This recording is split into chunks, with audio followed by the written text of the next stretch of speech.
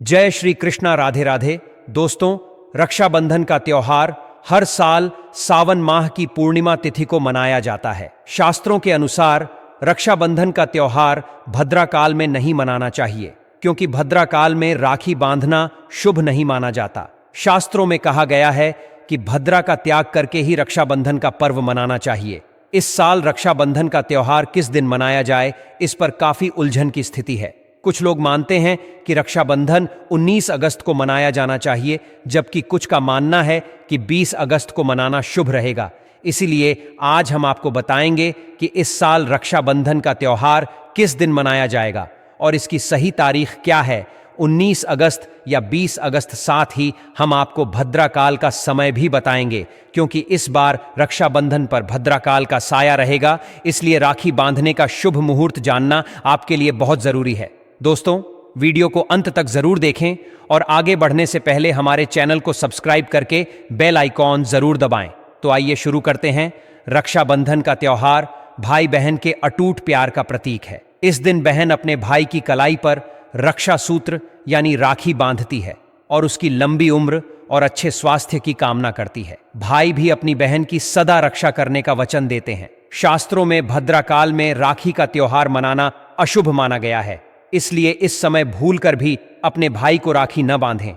इसके पीछे एक पौराणिक कथा भी है।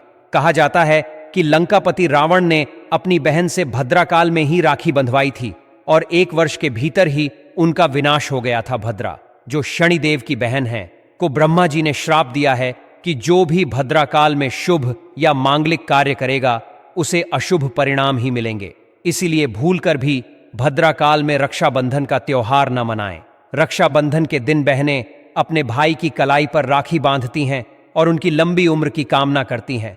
इस दिन भाई बहन दोनों को स्नान कर नए वस्त्र पहनने चाहिए। शुभ अवसर पर काले कपड़े पहनने से बचना चाहिए। वस्त्र धारण करने के बाद भगवान की पूजा करनी चाहिए। पूजा से पहले पूजा की थाली तैयार कर लें, जिसमें रोली, चंदन, अक्षत, राखी, मिठाई और शुद्ध घी का दीपक जरूर रखें। दीपक आप आटे, मिट्टी या पीतल का बना सकते हैं, जिससे आप अपने भाई की आरती करेंगी। अब इस पूजा की थाली को सबसे पहले भगवान को समर्पित करें। भगवान की कलाई पर सबसे पहले राखी बांधें या मंदिर में राखी चढ़ाएं। इसके बाद अपने भाई को पूर्व या उत्तर की ओर मुख करके बैठाएं और बहन का मुख पश्चिम की ओर होना चाहिए। रक्षाबंधन के दिन सबसे पहले घर के मंदिर में पूजा करें। भगवान गणेश को राखी बांधना आवश्यक है। इसके बाद भाई के लिए थाली सजाएं, जिसमें तिलक, रोली, चंदन, अक्षत और फूल रखें। यदि फूल न हो तो चावल का उपयोग करें। सबसे पहले भाई को तिलक लगाएं, फिर उनके ऊपर थोड़े फूल या चावल छिड़कें और अंत में आरती करें। अब अपने भाई की दाहिनी कलाई पर राखी बांधें और उसके बाद उन्हें मिठाई खिलाएं। भाई के लिए मंगल कामना करें। राखी बांधने के बाद भाई अपनी बहनों को रक्षा का वचन दें कि वह हमेशा उनकी रक्षा करेगा, कभी परेशान नहीं करेगा, उनकी हर जिद और इच्छा पूरी करेगा। अगर माता पिता नहीं हैं तो उनकी जगह लेगा। पिता बनकर हर इच्छा पूरी करेगा और मां बनकर पोषण करेगा। इसके बाद भाई बहनों को उपहार भेंट करें। अब जानते हैं कि साल 2024 में रक्षाबंधन का त्योहार कब मनाया जाएगा। पूर्णिमा तिथि की शुरुआत 19 अगस्त की सुबह 3:04 हो रही है और पूर्णिमा तिथि का अंत 19 अगस्त को रात 11:55 पर हो रहा है। इसलिए उदया तिथि के आधार पर रक्षाबंधन का त्योहार 19 अगस्त यानी सोमवार को ही मनाया जाएगा। इस साल रक्षाबंधन के दिन भद्रा का साया रहेगा। भद्रा का प्रारंभ सुबह 5:53 होगा और यह दोपहर 1:32 तक रहेगा। इस बार भद्रा का वास पाताल लोक में है। कई विद्वानों का मानना है कि यदि भद्रा का वास पाताल या स्वर्ग लोक में हो तो उसका प्रभाव कम होता है। पृथ्वी पर रहने वाले लोगों के लिए कुछ घटनाएं अशुभ नहीं मानी जाती हैं, बल्कि उन्हें शुभ ही माना जाता है। हालांकि कई शुभ कार्यों में पाताल का भी ध्यान रखा जाता है। हम हिंदू हैं और हर शुभ अशुभ कार्य का पालन करना होता है। किसी भी शुभ या अशुभ कार्य को नजरअंदाज नहीं किया जा सकता। रक्षाबंधन के दिन शाम का समय भी महत्वपूर्ण होता है। इस साल रक्षाबंधन का पर्व सोमवार को है और शाम के समय पंचक योग बनेगा।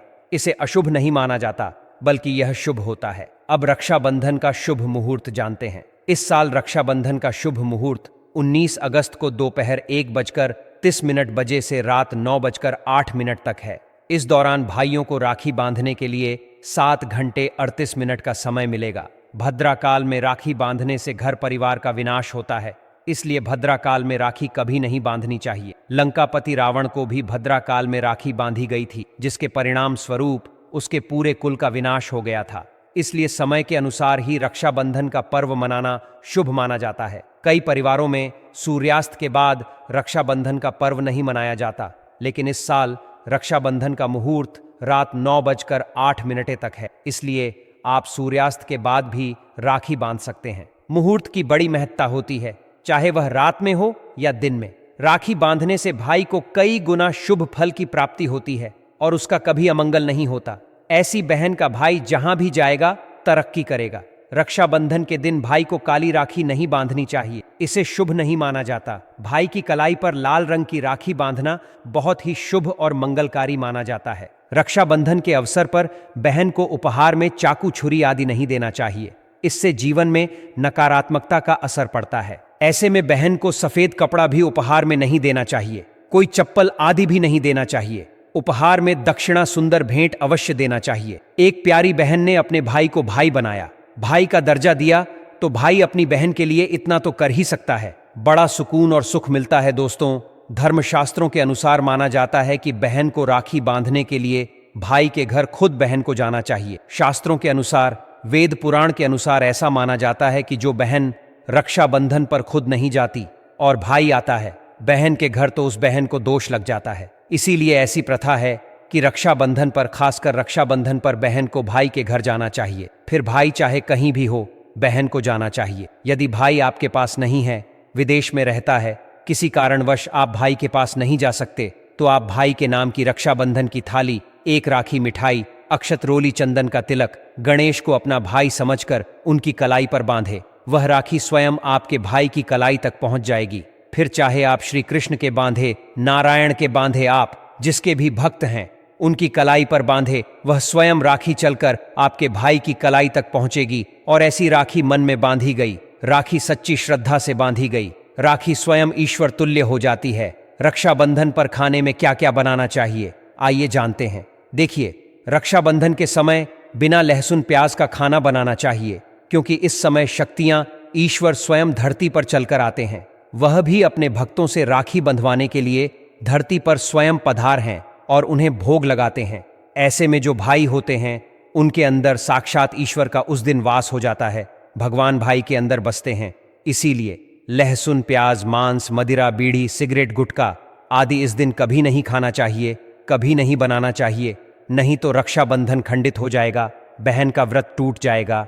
खाने में आप खीर, पूरी खीर में आप कलर भी डाल सकते हैं।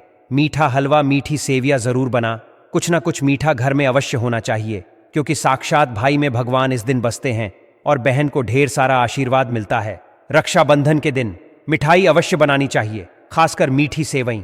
इसे भगवान को भोग लगाकर ही पर्व की शुरुआत करनी चाहिए, क्योंकि इसे अत्यंत शुभ और मंगलकारी माना जाता है। इस अवसर पर रसीले आलू की सब्जी, गोभी की सब्जी, केले की सब्जी, चटपटे गोभी आलू, मटर पुलाव, पनीर पुलाव और खीरे का रायता बनाना अच्छा होता है।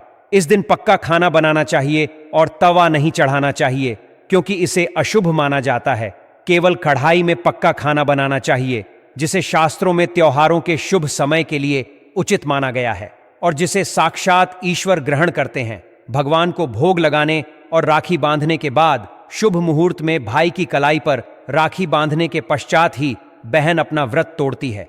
इस प्रक्रिया में बहन को भाई को एक निवाला खिलाना चाहिए और भाई को भी बहन का व्रत संपूर्ण करने के लिए उसे एक निवाला खिलाना चाहिए। इससे प्यार बढ़ता है और ईश्वर ढेर सारा आशीर्वाद देकर वापस अपने स्वर्ग लोक को चले जाते हैं। ऐसा कहा जाता है कि जो बहन इस दिन भाई के लिए व्रत नहीं रखती और केवल राखी बांधती है, तो भाई की उम्र कम हो जाती है और ईश्वर नाराज हो जाते हैं। इसलिए बहन को इस दिन व्रत अवश्य रखना चाहिए, क्योंकि इससे भाई की उम्र बढ़ती है, प्यार बढ़ता है और ईश्वर प्रसन्न रहते हैं। अन्यथा रक्षाबंधन का कोई लाभ नहीं होगा।